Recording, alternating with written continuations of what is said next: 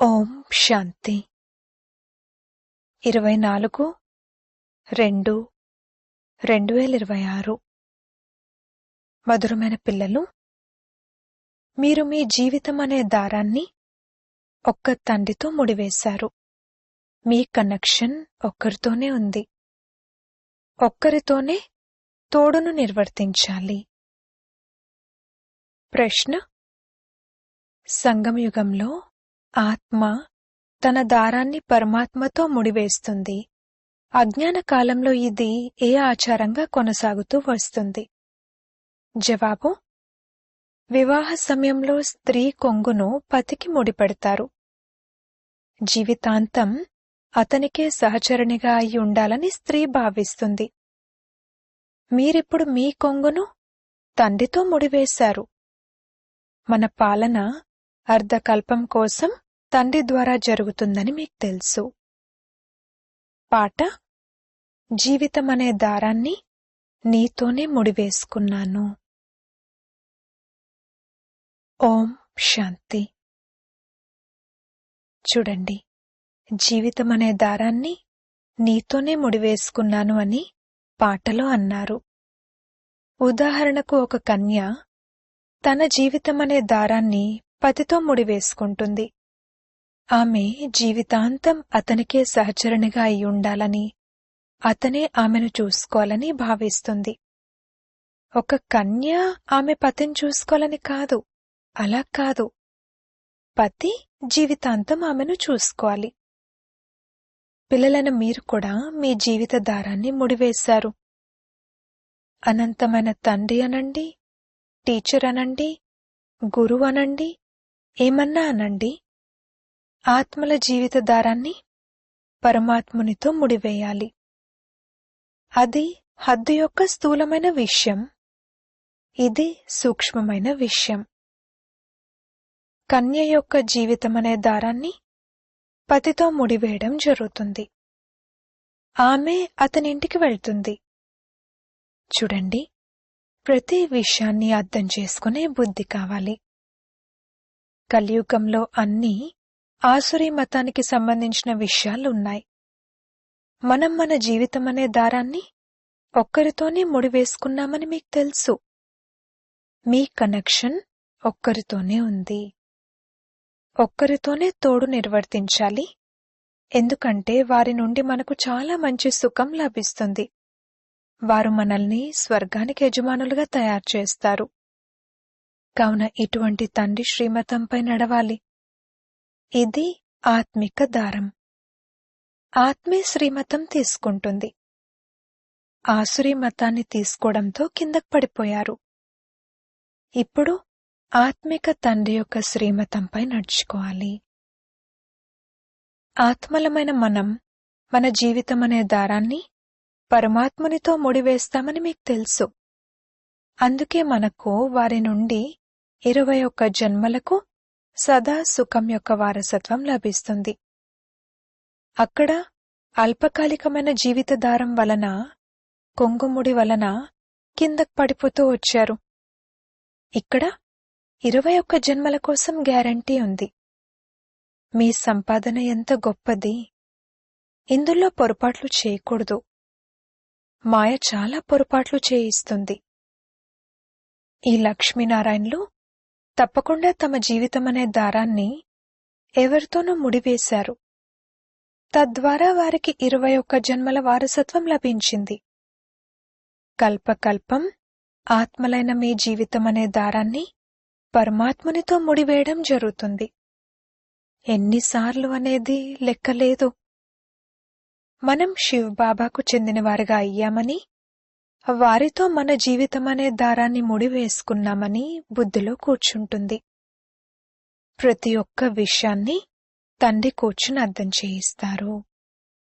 కల్పకృతం కూడా తండ్రితో ముడివేసుకున్నామని మీకు తెలుసు. ఇప్పుడు శివ జయంతిని జరుపుతారు. కాని ఎవరిది జరుపుతున్నారు అనేది వారికి తెలియదు. శివబాబా పతిత పావనుడు. వారు తప్పకుండా సంగం యుగంలోనే వస్తారు. ఇది మీకు తెలుసు. ప్రపంచంలోని వారికి తెలీదు. అందుకే కోట్లలో కొందరు అంటారు, ఆది సనాతన దేవీదేవతా ధర్మం కనుమరుగైపోయింది. ఇతర శాస్త్రాలు, కథలు మొదలైనవన్నీ మిగులున్నాయి. ఆ ధర్మం లేనే లేనప్పుడు దాని గురించి ఎలా తెలుసుకుంటారు? ఇప్పుడు మీరు జీవితమనే దారాన్ని ముడివేస్తున్నారు. ఆత్మల జీవితమనే దారం పరమాత్మునితో జోడించబడి ఉంది.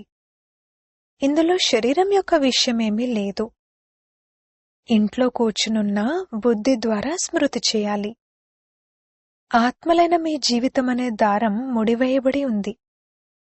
కొంగు ముడి వేస్తారు కదా, అది స్థూలమైన కొంగు. ఇది పరమాత్మునితో ఆత్మల యోగం.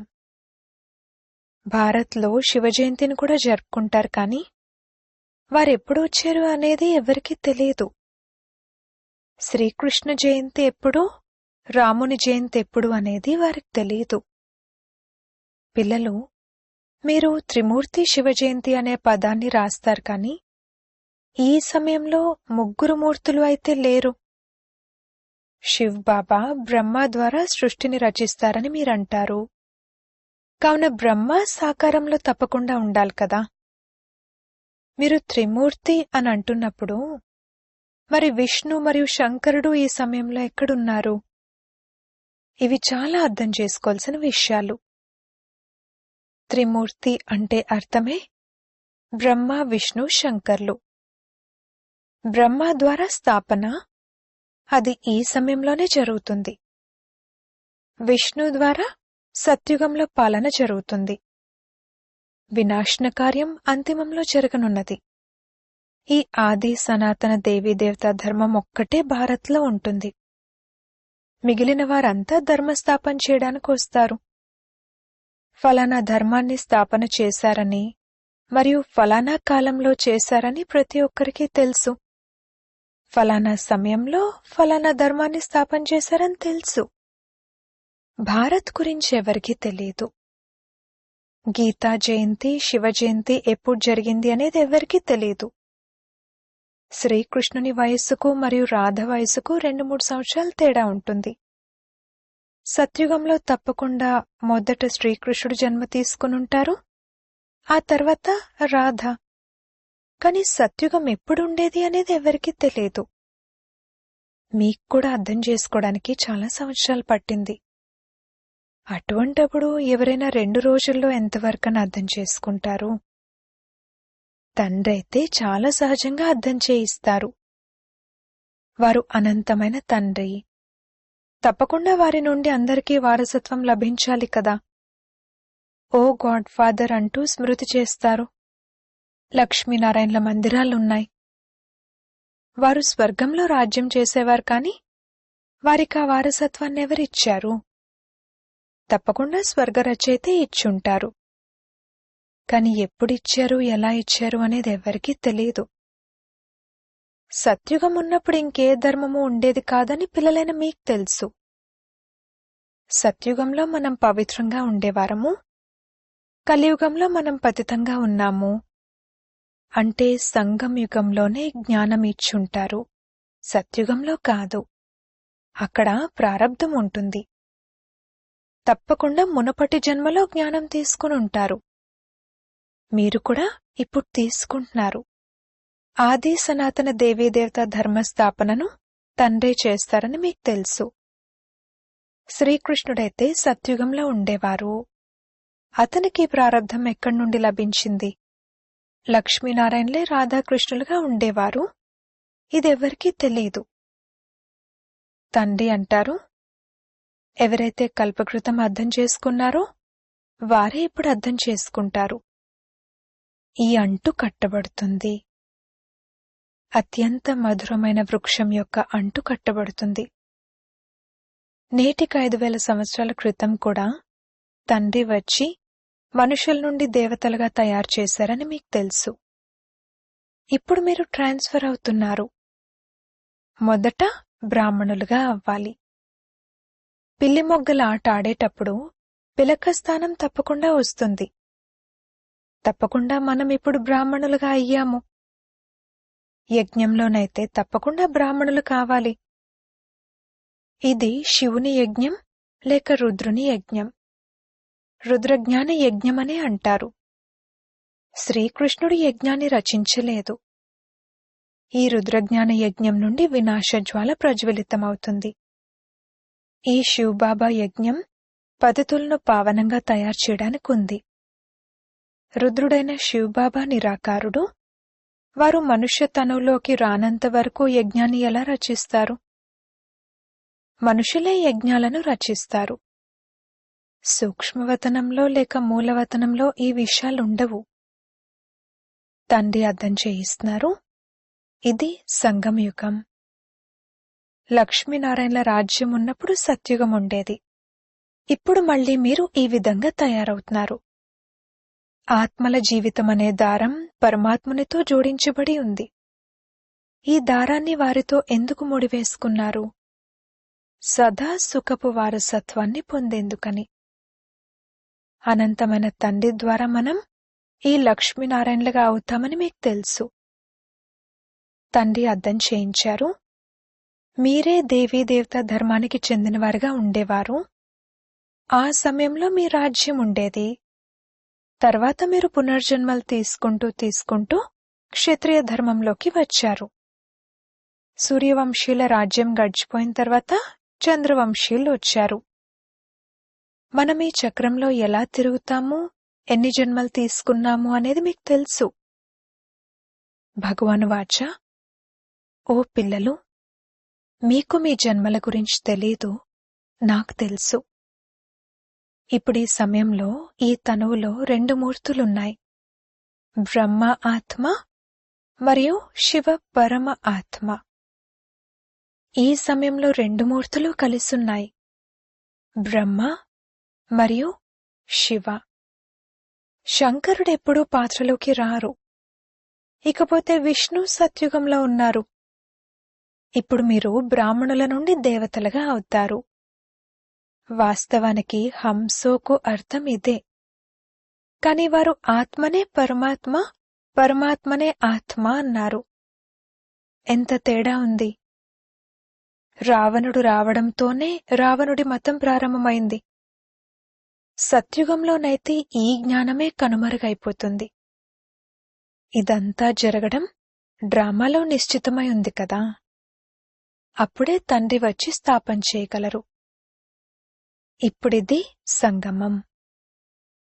తండ్రి అంటారు, నేను కల్పకల్పము కల్పం యొక్క సంగమయుగంలో వచ్చి మిమ్మల్ని మనుషుల నుండి దేవతలుగా తయారు చేస్తాను. జ్ఞాన యజ్ఞాన్ని రచిస్తాను.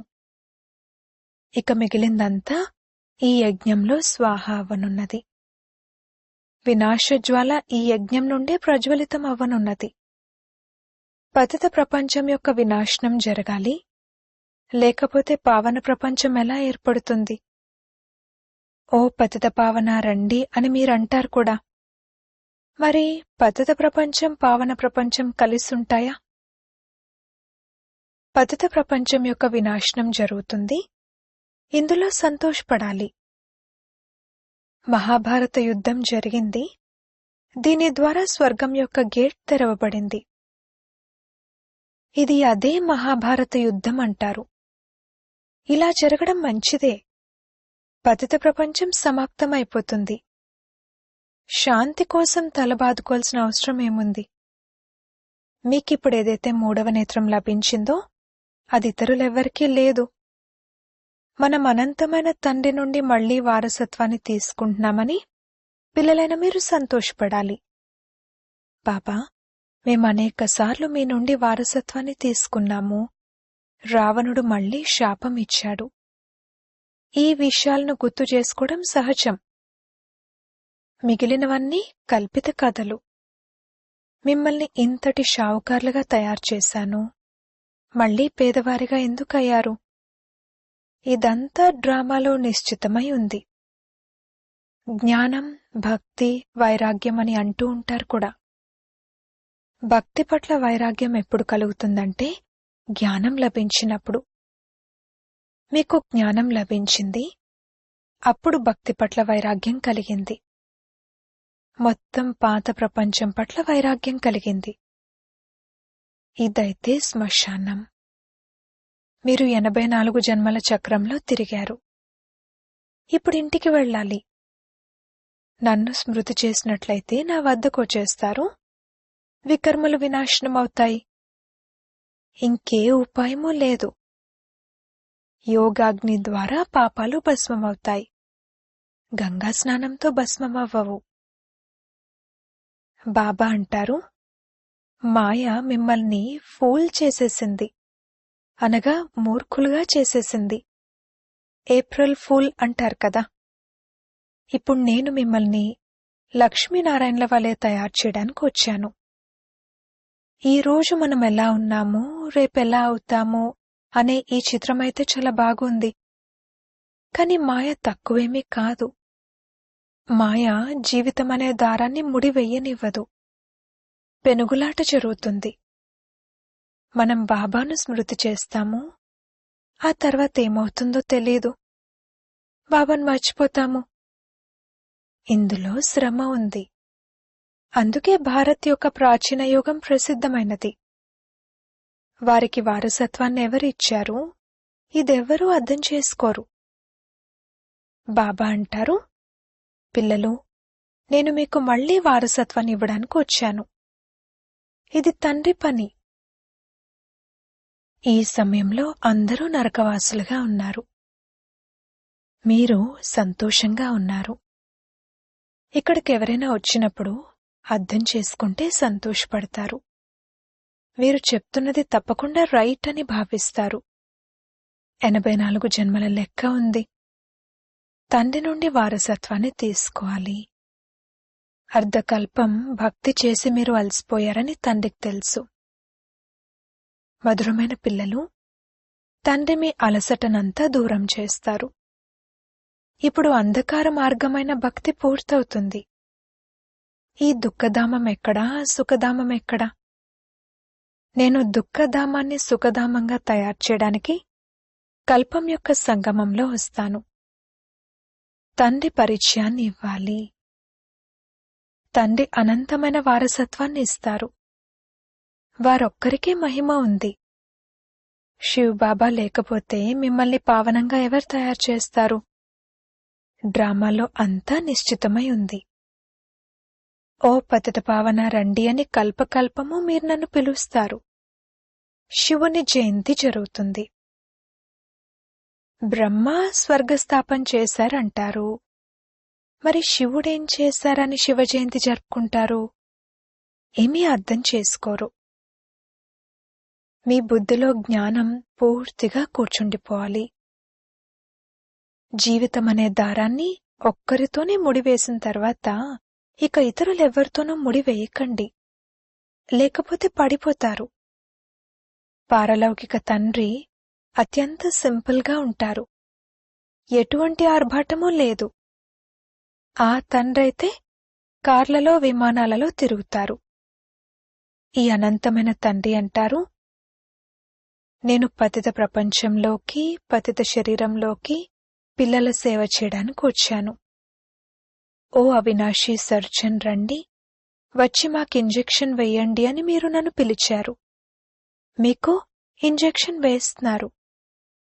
తండ్రి అంటారు, యోగం జోడించినట్లయితే మీ పాపాలు భస్మమవుతాయి. తండ్రి ఉన్నదే 63 జన్మల దుఃఖాన్ని హరించేవారు, 21 జన్మలకు సుఖాన్నిచ్చేవారు. అచ్చా, మధురాతి మధురమైన సిక్కిలదే పిల్లలకు మాతాపిత బాప్దాదాల ప్రియ స్మృతులు మరియు గుడ్ మార్నింగ్. ఆత్మిక పిల్లలకు ఆత్మిక తండ్రి నమస్తే. ధారణ కొరకు ముఖ్య సారము. మొదటి పాయింట్, తమ బుద్ధి యొక్క ఆత్మిక దారాన్ని ఒక్క తండ్రితోనే ముడివేసుకోవాలి. ఒక్కరి శ్రీమతంపైనే నడుచుకోవాలి. రెండవ పాయింట్, మనం అత్యంత మధురమైన వృక్షం యొక్క అంటు కడుతున్నాము. అందుకే మొదట స్వయాన్ని చాలా చాలా మధురంగా తయారు చేసుకోవాలి. స్మృతియాత్రలో తత్పరులై వికర్మలను వినాశనం చేసుకోవాలి. వరదానము, మనన శక్తి ద్వారా ప్రతి పాయింట్ యొక్క అనుభవజ్ఞులుగా అయ్యే సదా శక్తిశాలి మాయాప్రూఫ్, విఘ్నప్రూఫ్ భవ. ఏ విధంగా శారీరక శక్తి కోసం జీర్ణ శక్తి అవసరమో అలా ఆత్మను శక్తిశాలిగా చేసుకునేందుకు మనన శక్తి అవసరము. మనన శక్తి ద్వారా అనుభవ స్వరూపులుగా అవ్వడం ఇదే అన్నింటికన్నా అత్యంత పెద్ద శక్తి. ఇటువంటి అనుభవజ్ఞులు ఎప్పుడూ మోసపోరు. వారు చెప్పుడు విషయాలను విని డిస్టర్బ్ అవ్వరు. అనుభవజ్ఞులు సదా సంపన్నంగా ఉంటారు. వారు సదా శక్తిశాలిగా ఉంటూ మాయాప్రూఫ్గా, విఘ్నప్రూఫ్గా అవుతారు. స్లోగన్: సంతోషమనే ఖజానా తోడుగా ఉన్నట్లయితే మిగిలిన అన్ని ఖజానాలు స్వతహాగా వచ్చేస్తాయి. అవ్యక్త సూచనలు: ఏకత మరియు విశ్వాసం యొక్క విశేషతల ద్వారా సఫలతా సంపన్నులుగా అవ్వండి. సఫలతా సంపన్నులుగా అయ్యేందుకు సాధారణ కార్యంలో ఉన్నప్పటికీ కూడా ఫరిష్తాల వంటి నడవడిక మరియు వ్యవహారం ఉండాలి. ఏం చేయను, విషయమే అలా ఉంది, పనే అలా ఉంది, పరిస్థితులు అలా ఉన్నాయి, సమస్య అలా ఉంది, అందుకే సాధారణత వచ్చేసింది అని ఇలా అనకండి. ఏ సమయంలోనైనా, ఎటువంటి పరిస్థితిలోనైనా కూడా మీ అలౌకిక స్వరూపం ప్రతి ఒక్కరికి అనుభవం అవ్వాలి. విషయం ఎలా ఉంటే మీ స్వరూపాన్ని అలా తయారు చేసుకోకండి. విషయాలు మిమ్మల్ని మార్చకూడదు. అప్పుడు అందరి సమీపంలోకి వస్తారు మరియు ఏకతతో కూడిన సంఘటన దృఢంగా అవుతుంది. ఓం శాంతి.